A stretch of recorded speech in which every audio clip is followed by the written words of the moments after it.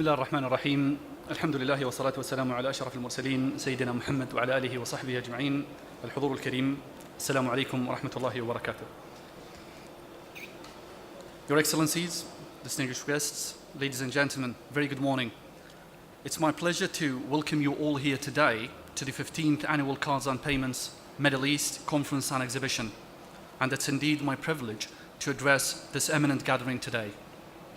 Emirates Identity Authority is once again honored to be the official government partner for this event, and I'm sure that in the course of these 2 days we will see many innovations and creative developments in the cards and payments technologies. These will be 2 days of inspirations, 2 days of looking into the future of our industry and the opportunities it presents. Indisputably, as with other technological developments, the smart cards and payments industry is evolving so rapidly and in somewhat transforming ways. In short, it's a growth that has been phenomenal. A quick glance at some numbers tell us how the cards industry has emerged in the recent years. Let us go through some of these numbers. As per the latest statistics published in 2013, there are more than 1.8 billion active payment cards around the globe. Around $4 trillion is a total of what was spent at merchants in the year 2013. In the next 3 years, exponential growth is projected, with expectations of purchase transactions to reach 280 billion by the year 2018. With little conservative calculations, we are talking here about trillions of dollars worth of transactions. In the next 3 years as well, global e-commerce is also expected to grow from current 1.5 trillion to $2.5 trillion. Amazing numbers. However, we are still of the belief that we have not yet exploited the full potential of the digital age. The numbers we talked about represent as only as fractions of the potential. Just imagine a merely 16 million people, less than 1% of the global population, were accessing the internet in 1995.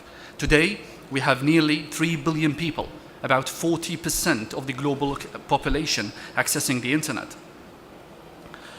For sure, this has contributed to the exponential growth in the domain of commercial transactions, but this is also showing that we still have huge growth opportunities yet to be realized. The pace at which current markets are developing is owed to the evolution of the technology that has enabled electronic remote transactions with digital payments processing capabilities. The securities of chip and pin cryptography have helped to enhance payment technologies and promoted extending the landscape of participatory users. However, as we have all learned, no growth is devoid of risks and frauds. Some following numbers would give us a sense of the landscapes of how the payments have been manipulated in the recent years. As per the recent reports, global credit card and debit cards fraud losses exceeded $11 billion during 2012. Another report published recently revealed that retailers have incurred more than $580 million in debit card fraud losses, and that they spend $6.5 billion annually on credit card and debit card fraud prevention capabilities. The cost associated with such fraud prevention systems is only rising. Another interesting piece of information: it has been reported that card issuers' losses occur mainly at the point of sale from counterfeit cards, while merchants' losses occur mainly in situations where cards are not present in transactions, for example on the web, at call centers, or through mail orders. Another interesting piece of information is related to the fact that 59% of the more than 37 billion debit card transactions that were made were verified by physical signatures, and that 85% of fraudulent debit card transactions involved human signature verification. Let me put this differently. 85% of debit card fraud losses stemmed from signature-based transactions. Ladies and gentlemen, identity theft as a form of fraud that often results in an unauthorized credit card and debit card transactions has increased by almost 100% in the last few years. As such, fraud containment and risk mitigation will continue to dictate online and electronic payments, together with huge efforts and investments to protect the payment systems as a whole. Smart cards such as chip and pin, chip and signature, use of biometrics and identity verification, digital signature, and associated cryptography for transaction authentication are becoming the order of the day. They are and will continue to transform the cards and payments industry and the way we as individuals will use them. Further, we see some fascinating developments. We are actually witnessing developments in real life, straight out from our science fiction movies, where a retina scan or a voice recognition system actually authenticates customers over remote channels. Quantum computer crunching numbers at unbelievable speeds to check the customer history and risk assessment. Advanced robotics identifying, picking up, and delivering the goods from an automated superstore or payment transfers taking place in real time across the globe. These are no longer the realm of fantasy filmmakers, but a reality. Embedded chips in the people, an encoded live DNA in a human with an identity credentials. We are there, in fact, it is here. All such developments are pushing not just for the payments industry, but also the governments and businesses alike to reinvent themselves. Ladies and gentlemen, digital identity, government-based or provided through third-party identity services, are increasingly being adopted, followed closely coordinated efforts. In this context, where smart government and smart services initiatives of the UAE take prominence, Emirates Identity Authority, with our National Identity Program and the issuance of a state-of-the-art smart ID card as a tool for digital identity credentials, plays a key role in facilitating the smart services with the underlying secure digital identity for every single legal resident in the country. With 100% enrollment in the National Population Register, the UAE has a unique distinction of placing a verifiable digital identity credentials in the hands of every single citizen and legal resident in the country. The impacts and the implications of this fact are obvious. We are in the throes of an accelerated e-transformation in the country. The National Identity Management Infrastructure serves to provide a unique and a common digital identity across all service providers, be it a government or private sector. The ability to verify and validate this identity in real time not only enables cross-domain service provisioning, but also cross-domain service delivery. A major beneficiary in this scheme indeed would be the financial industry. Imagine the scenario where a customer seeks to conduct a financial transaction, like acquiring a high-value asset, such as a car or a house or such a property. This scenario involves not only just the buyer and the seller, but a financier, such as a bank, a regulator, and a credit risk assessor.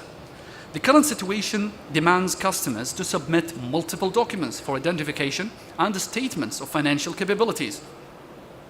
Multiple agencies are involved in credit assessment and mortgaging. The process of acquisition could take days, if not weeks, in completion. The UAE National Identity Management Infrastructure seeks to bring this acquisition to real time, enabling instant gratification to the user and the buyer. An identity card issued by the Emirates Identity Authority, simply put, is presented to the property seller, which is verified and validated for authenticity by Emirates ID online systems. In turn, the ID validation is referred to a financial institution of the buyer choice. A credit assessment is made available in confidence to the financial institution, which can then decide and approve of the financial arrangements. A contract is entered by the three stakeholders, the buyer, the seller, and the financial institution, and the transaction will be digitally signed with the respective cards of the representatives. Acquisition is completed. This, ladies and gentlemen, is the true digital enablement of the country. Identity management infrastructure managed by Emirates Identity Authority will support this transformation in the country and the development of the new economy. Our recent efforts with leaders in the payment industry in the UAE have borne fruit, and the use of the ID card as a secure identity mechanism in the ATMs has become a reality. You will soon see the ID being used for not just for secure withdrawals, but also for conducting secure and authentic transactions at the point of sale. The ID card would typically act as a government-backed authentication mechanism, bringing in exponential enhancement to the security and prevention of identity-related frauds. Following the current national initiatives on smart card, on a smart government, Emirates Identity Authority is enhancing its national identity management infrastructure by mobilifying the digital identity. This entails the use of the UAE's identity management infrastructure for providing credentials in the mobile GSM cards to support mobile identification and authentication. You will soon see this in action with mobile phone users enabled to use the digital credentials with their mobiles and conducting transactions with digital signatures. The digital transformation will enable the nation to take a frog leap in business competitiveness by saving millions in terms of costs related to frauds and fraud containment. Ladies and gentlemen, surely the speed at which technological developments are advancing will not only add to the complexity of the interesting times we are witnessing in the digital age we are living in today, but will make us seem myopic in our views of how even the short-term future could look like. With such developments and speed, the expectation bar is rising to new levels. Regardless of the industry, be it a government or private sector, they'll all have difficulties keeping up with the new expectations normal. We are strongly of the view that we need to work together to make this world a better place for everybody to live in. This requires that we share knowledge and work collaboratively. This event is one of such attempts aimed for such cooperation.